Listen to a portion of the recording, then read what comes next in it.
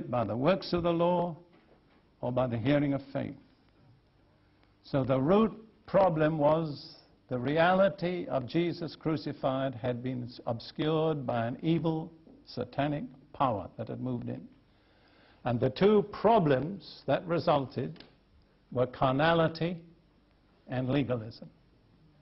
They'd gone back to fleshly attempts to do the will of God and please God, to keeping all sorts of rules as a way of achieving righteousness with God.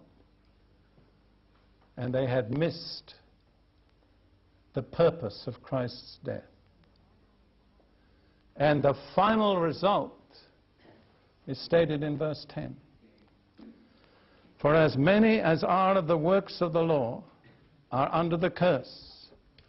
For it is written, cursed is everyone who does not continue in all things were written in the book of the law to do them. In other words, Paul says, if you are going back to achieve righteousness by keeping the law, remember you've got to keep the whole law all the time, or you're under a curse.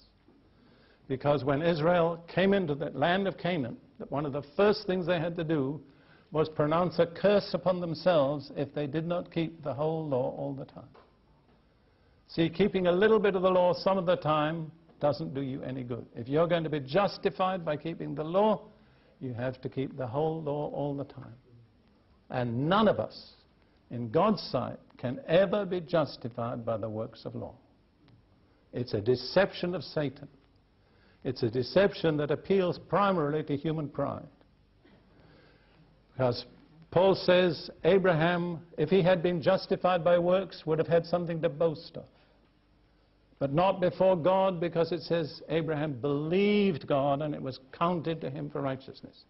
You see, basically, all of us would like to have something to boast of.